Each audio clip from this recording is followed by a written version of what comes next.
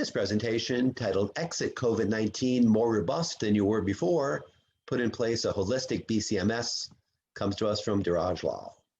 Dhiraj is the Executive Director of Continuity and Resilience, CORE. He has worked with the American Express Global Finance Center, BCM head for 3 years, Standard Chartered, 5 years, Abu Dhabi and Dubai, and Citigroup for 10 years, last as Regional Head of Audit, covering also business continuity. He is a former chair of the BCI forums in Delhi and the UAE. As Asia's first BCM technical expert, he was invited by BFI in 2007 to help assess 2 of the first 10 organizations in the world to be BCM certified. He has been invited to present at various conferences in the Middle East, Malaysia, the UK, and India. Dhiraj is a contributing author to the Definitive Handbook of Business Continuity Planning and co-author of the Step-by-Step Guide, AESCNS NCEMA 7000 2015, Implement BCM the UAE Way. And with that, take it away, Dhiraj. Thank you, Mike. Thanks, everyone, whichever part of the world you're in. Could be morning, afternoon, evening, night, 3 in the morning. If so, thank you so much for your dedication. I'll try not to overstay my welcome. My intention would be to substantially wrap up this presentation in half an hour and leave enough time for question and answers. So keep those coming. Mike has covered the introduction in great detail, so let's not lose time. Let's go forward. Very simple, basic question: what's business continuity? And I think, to be honest, given COVID-19, this is a question to which everyone knows the answer. But I'd like to present it from a different point of view, from business continuity in real life, from the implications of business continuity. From that, very quickly get on to what makes business continuity critical. Importantly, if you're not there yet where you'd want to be in terms of your BCM readiness, what do you need to do?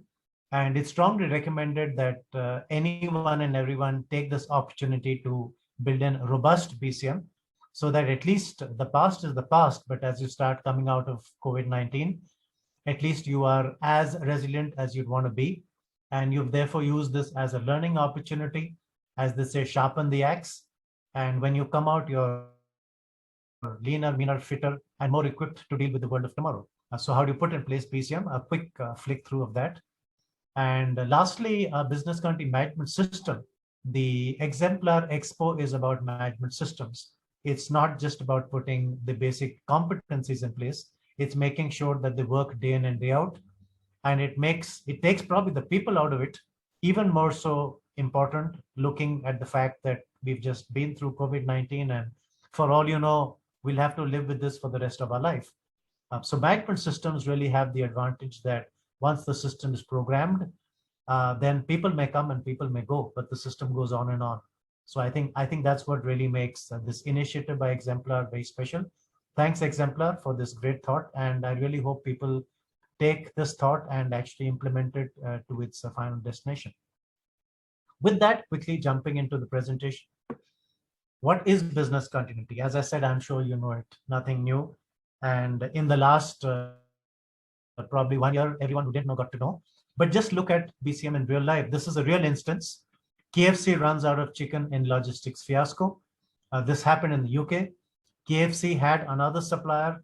They moved to DHL.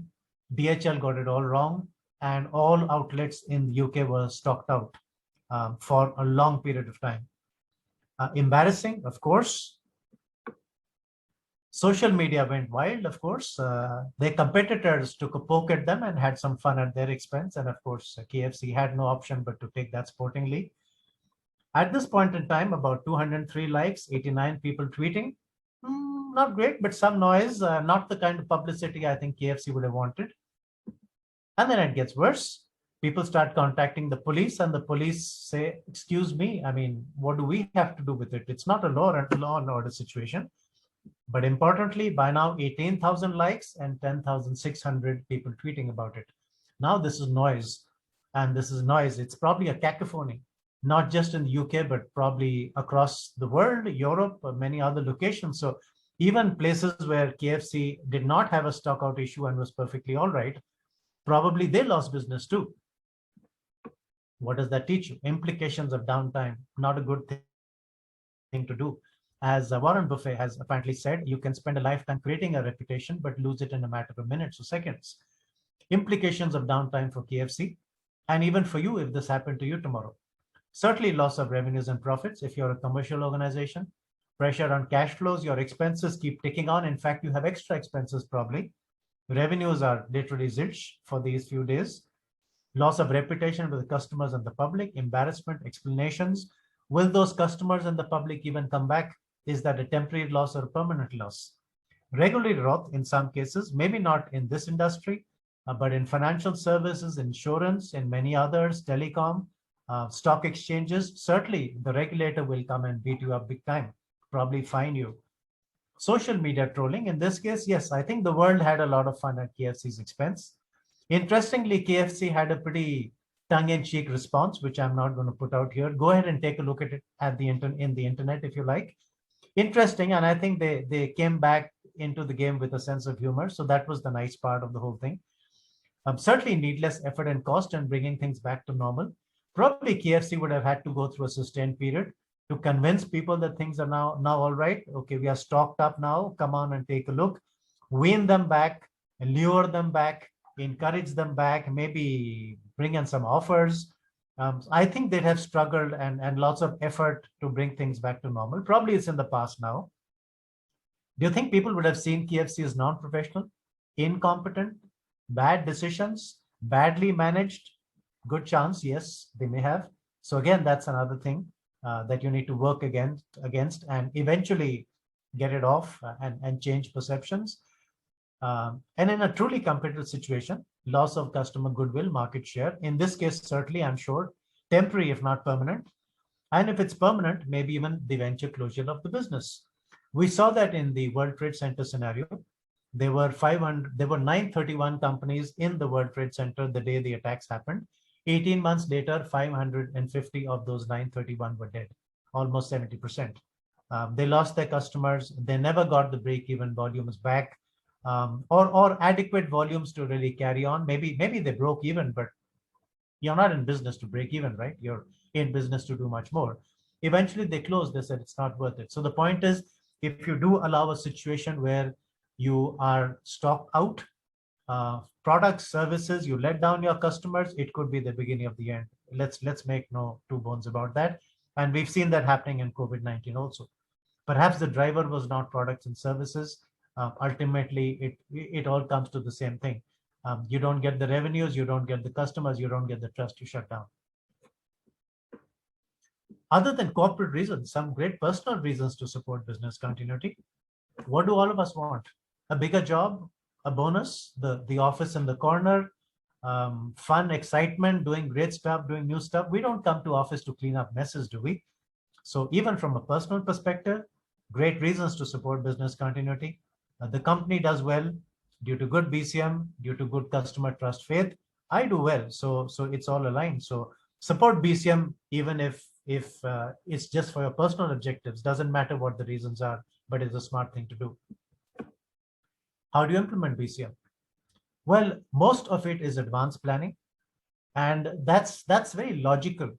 If you've got a fire raging, if you've got chaos, you don't have time then at that stage to plan. It just now act. It's literally a crisis situation. Smart people who implement business continuity do more of the effort before. In fact, almost like an inverted iceberg. It could be that 90% is done before, maybe even 95%. And if you've got great BCM, maybe you never have an incident at all. So does that mean you didn't need business continuity, or does that mean that your preparedness and your risk mitigation was so good that you prevented issues from happening in the first place? So either way, lots of advanced preparation. If something goes wrong, yes, we need to respond fast, quickly, effectively. And after that, clean up the mess, lessons learned, improve it, and at least come out of the situation much stronger than you were when you went in. And that's exactly my point to all of you.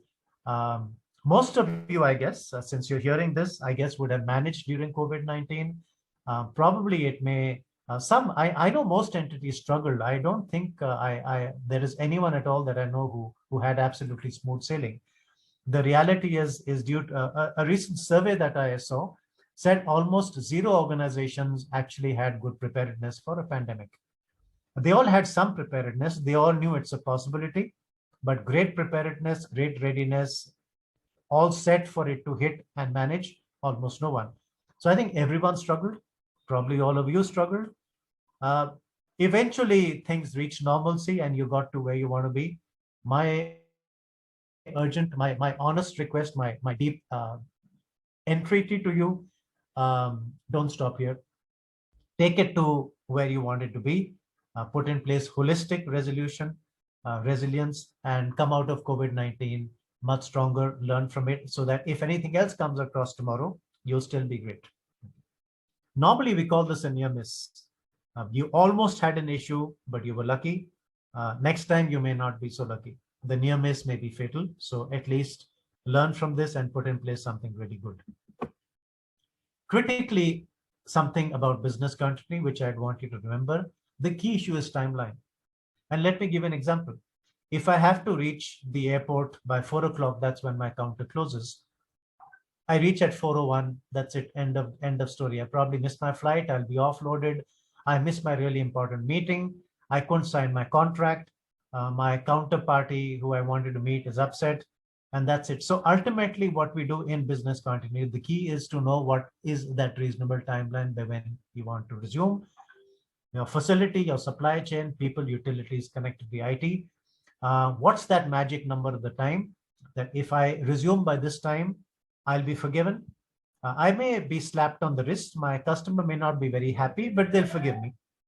But if I don't resume within that timeline, it could be the end of that relationship. So business continuity is about timelines, and that's why you need to do this in advance. Because as I said, when a fire is raging, we can't be sitting down at that stage to have a 3-day meeting to decide what the reasonable timelines are. How do you put in place business continuity? Quickly flicking through the cycle, I'm not going to take time. As I said, most of the effort is before, maybe 90-95%. If an incident happens, and what we do in before is we try to do two things. We try to reduce the likelihood of an event happening. If it happens, we try and reduce the consequence. And critically, we try and reduce the terror. At least if it happens, let it happen for a lesser time. The more longer it takes, the more difficult it becomes to get out of it. There's a statistic that fire multiplies 30 times a minute. If I catch a fire in a minute, probably I could snuff it out and we could be operational back in half an hour or an hour or something like that. But if I've taken 3 minutes, it's now 27,000 times much more intense. And most probably I cannot bring it under control. It'll just demolish everything out there and eventually die out. So through good planning, advanced mitigation, we can actually reduce the event and maybe prevent it from happening. If still the incident occurs, hopefully it occurs less, so still I can manage it much faster. The first phase, crisis management, respond immediately, try and bring it under control. While that's starting to come under control or we have reasonable assurance, then let's start recovering the time-sensitive activities. The reality is most organizations don't need to recover everything, bring it up immediately. Normally, as a thumb rule, about 20-30% of the product services may be really urgent, time sensitive that you need to do now, and 70% can wait. So why spend time on those 70% that can wait?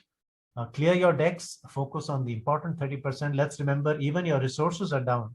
So probably you only have 30% resources.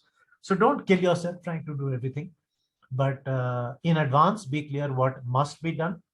And that's really for the stakeholders or interested parties who really matter. So give them what they need, keep them happy, eventually start bringing up the rest, get back to 100% capacity. And when that's over, restore back to business as usual and then fix things. And as I said, learn from it and come out of it even better. So simple concept, no rocket science out here.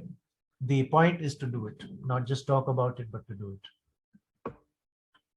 And that's where a business continuity management system comes in. So coming back to the exemplar objective of this whole event, management systems. So put in place a business continuity management system in a planned manner, determine in advance what can go wrong, anticipate impacts, critically agree on the needed timelines.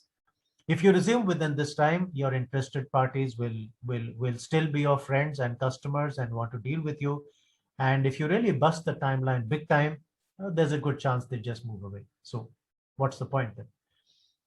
Ensure advanced planning of possible solutions, which allow you to resume within those reasonable timelines. Practice it, ensure a smooth, professional, crisis-free response. With that, protect your assets, protect your people, protect your reputation, protect your financials, your business model. Exercise and test, and keep doing this again and again. The more you do it, the better you get, like a rehearsal. I liken it to driving. The first time you drove, you probably struggled, but you kept at it, and now it's probably second nature. You don't even think about it. There's no reason for your business continuity readiness to be as good. But the fact is you will need to keep practicing, exercising, and improving. How do you put in place business continuity? We spoke about the full cycle, but critically, the point I want to make is even communications. If you don't communicate, that actually means you leave your key interested parties out of the loop, and they don't like that. They're sitting there worrying, getting upset, making assumptions, often perhaps wrong perceptions and assumptions, but hey, perception is reality, right? So critically, if you're doing all these great things, let them know. Let them know in advance that you put in place the readiness, give them the assurance. If an incident happens, quickly share the facts, keep them updated, tell them that you're working on it, show concern, show professionalism, give them a timeline, and meet that timeline. If you're at fault, accept it, fix it. Don't hide the issue. So I think critically important element is not just managing the issue, but having clear, transparent, effective, timely communication with your stakeholders, and that builds trust, and that will then give you the time to fix your issue.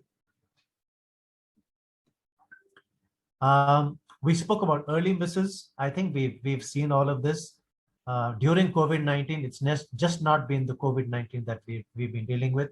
Cyber attacks have gone haywire, absolutely. Every single day you hear of someone getting hacked, a phishing attack, some other attack, denial of service, ransomware, it's all over. Very logically, it's a whole bunch of people who've lost their jobs, who have income issues, who are trying to just survive. So they are doing that. Many others who just find this like a good opportunity to try and take advantage. They know that many people are working at home, security systems are weaker. So, hey, why miss a good opportunity? So let's be clear that along with cyber, along with COVID-19, huge other disruptions potentially happening, huge risks, huge threats that can derail you. Cyber is just one example. It's been the worst. Last year was one of the worst natural geographic years for the US. Many other parts of the world have had terrible weather, hot weather, floods, typhoons, cyclones. It's all happening together. It's all happening concurrently. So guess what will hit you tomorrow? Anything. Again, put in place holistic resilience. Don't take a chance. Just some statistics of what can happen. This is historical data on the right. It's old data, the traditional issues of what could go wrong, what could take you down, what could cause your disruption. And on the left is more recent data, cybersecurity, climate, vendor risk. Many companies have struggled simply because they had a vendor dependency. Due to COVID-19, that vendor couldn't either produce or ship. And the company therefore could not deliver its products and lost big time. So let's remember, this is a cascade effect. Back to square one, just put in place strong resilience, think in advance, what can go wrong, what can create the disruption, and fix it. Therefore, if it does go wrong, you have tried and tested backups, and hopefully they'll work. So at the minimum, look at what you feel is a threat and fix it. Standards, I'm going to go a bit fast now. I think we've covered most of this. So again, we spoke that this is about management systems. We promote the ISO 22301, the global ISO standard. I think anyone familiar with ISO standards recognizes that they all now are standardized in terms of the 10 clauses. So that's no different here. Again, they all promote the PDCA, a smart concept, works really well. The BCM implementation cycle, I'm not going to spend much time on this, but it's just, I call business currently structured application of common sense. Putting our spare car tire in the car is common sense. It's business continuity. Making sure that the air is filled up is business continuity. Having a second SIM card or a second mobile is business continuity. So we do it all the time. Except in a company, if we do it, it's slightly more structured. Like anything else, put in place a program, create a policy, ensure people are competent to do what they need to do. The BIA is where I said, understand the timelines of what your stakeholders would want, and then put in place plans to meet those timelines. Risk assessment, prevention is better than cure. So let's try and fix issues so that they don't happen at all. The disruption doesn't happen. Strategies, my backup plans. How will I manage if my people are down? How will I manage if my venue is not available? How will I manage if my supply lets me down? So what are my backup plans? This is the high level decision making. Let me now implement those plans, write them out so that there's a procedure that can be followed, my plan B. And how do I know that procedure will work? Test it, do it in advance, and get familiar with it. So if it happens in real life, we are there. Periodically audit it. Are the procedures being followed? Is the right things happening? Review maintenance. So we maintain our car, we maintain our houses, we get them fixed and repainted. Why not do the same to your BCMS? So periodically relocate it, fix it, and make it current for tomorrow. Management review, sit with management, rework what you want to do, set in place new goals, and ongoing continuous improvement. No different from any other standard, really. So critically, before the pandemic, I think most of us said, yeah, we know things can happen, but it won't. But the fact is that it did. Be fully prepared in case other disruptions happen, and don't say, no, this won't happen. It can't happen. Strange things can happen. We had a case where an entity was testing the fire alarm in a data center. It created a shock wave. The hard disk fell down. That was in a bank data center. The bank lost power for 9 hours. Why? Because they were testing a fire alarm system. What happens if a water pipe bursts at night? The whole floor is covered with water, 2 inches, risk of short circuiting, unhygienic. You can't use that area. What happens if your neighbor's office catches fire? You have all the protection in the world. Unfortunately, they don't. If their office catches fire, you'll have to evacuate. So let's remember that strange things can happen. They do happen. They will happen. There's no substitute for preparedness. Critically, the purpose of business is to be in business. So please don't allow yourself to allow situations where you're temporarily out of business because you may never come back. Put in place effective risk management. Prevention is better than cure. Put in place effective business continuity. Make it fit for purpose, what you need, not someone else's BCM, but what you need. And don't overdo it. Just put in what you need, not more, not less. Strengthen your cybersecurity capabilities and enhance your crisis management capabilities. If something did happen, senior management will have to get involved, will have to take charge, give them the training they need. Again, I'm mentioning all of this because there are management systems for all of these. ISO 31000 risk management system, 22301 for business continuity, or the IT part, IT disaster recovery. The British standard 11200 for crisis management. Great standards, implement them. They're there for a purpose. They work. Let COVID-19 be a wake-up call.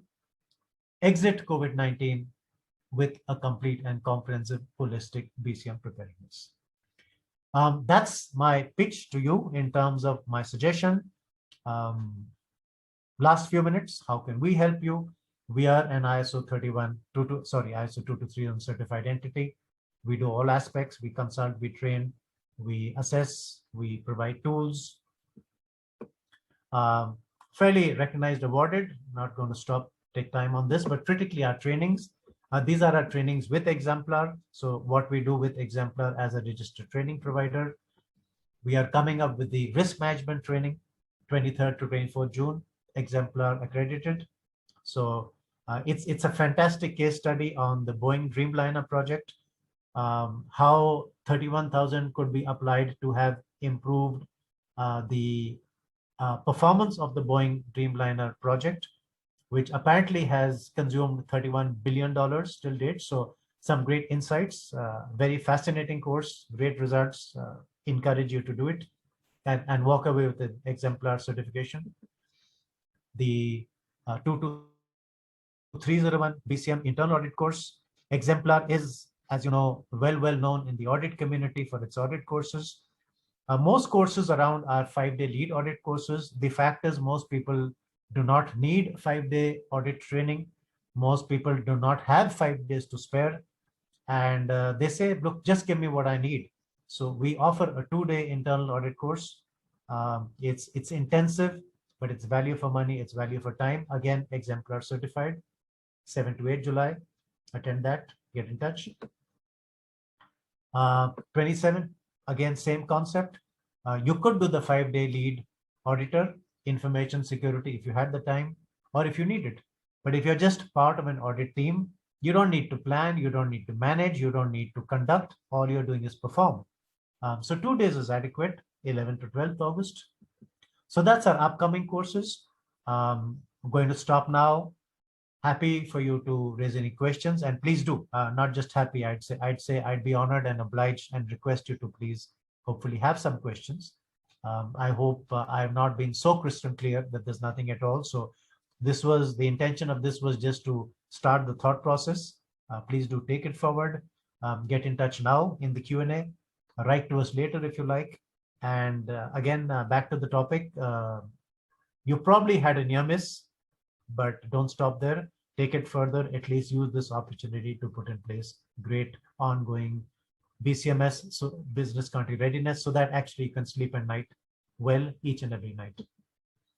With that, thank you so much. I'm just kind of going to come to the last slide. Thank you for the opportunity, and thank you to Exemplar for giving this opportunity. And I hope someone somewhere out there learned at least one new thing from what I had to share. Thank you so much. Well, thank you, Dhiraj Lal, for that look at business continuity. And that concludes this presentation.